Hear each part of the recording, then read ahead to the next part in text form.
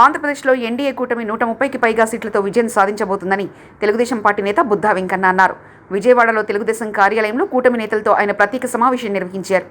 ఎన్నికల్లో జగన్ను ఓడించేందుకు వివిధ ప్రాంతాల నుంచి ప్రజలు తండోపతండాలుగా తరలివచ్చారన్నారు.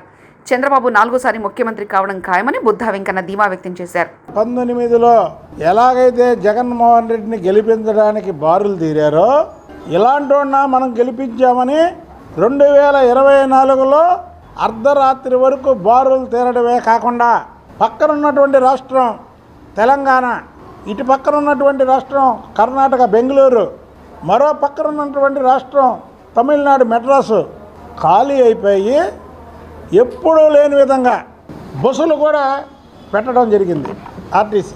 అంటే ఇదంతా కూడా జగన్మోహన్ రెడ్డి మీద ప్రజలకు ఉన్నటువంటి కక్ష. ఏ రోజైతే 151 సీట్లు ప్రజలు జగన్మోహన్ రెడ్డికి ఇచ్చారో దాన్ని సద్వినియోగం చేసుకోకుండా దుర్వినియోగం చేసుకున్నాడు. కాబట్టికి ప్రతి ఒక్కరు కూడా ఈ రాష్ట్రానికి చంద్రబాబు నాయుడు గారి సేవలు అవసరం అని ప్రతి ఒక్కరూ వచ్చి ఓటు వేశారు. ఎన్నికల కమిషన్ ఇచ్చింది 2019లో ఆంధ్రప్రదేశ్లో 79% పోలైంది. ఇవాళ 80% 80+6% పోలైంది. అంటే జగన్మోహన్ రెడ్డి మీద వ్యతిరేక ఓట్లు పన్నిగట్టుకొని పొద్దు నుంచి ఎప్పుడూ లేరు. 5-6 గంటలు లైన్లో నుంచున్నారు. జగన్మోహన్ రెడ్డిని ఓడించారు. చంద్రబాబు నాయుడు గారు 4వసారి ముఖ్యమంత్రిగా ప్రమాణ స్వీకారం చేస్తున్నారు. అది కూడా ఈసారి అమరావతిలో చేస్తారు.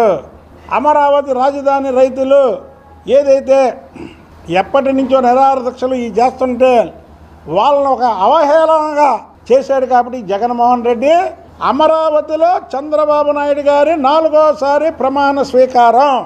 ఆంధ్రప్రదేశ్ చరిత్రలో 4వసారి, తెలుగు వాళ్ళ చరిత్రలో 4 సార్లు ముఖ్యమంత్రిగా ప్రమాణ స్వీకారం చేయబోయే నాయకుడు చంద్రబాబు నాయుడు గారే. ఇంకో సంగతి ఏంటంటే 130 పైన సీట్లో బొత్స సత్యనారాయణ కూడా ఓడిపోతున్నాడు.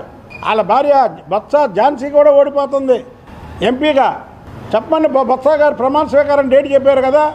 బొత్స సత్యనారాయణ ఓడిపోతే, వాళ్ళ భార్య ఓడిపోతే రాజకీయాల నుంచి తప్పుకుంటానని చెప్పనండి.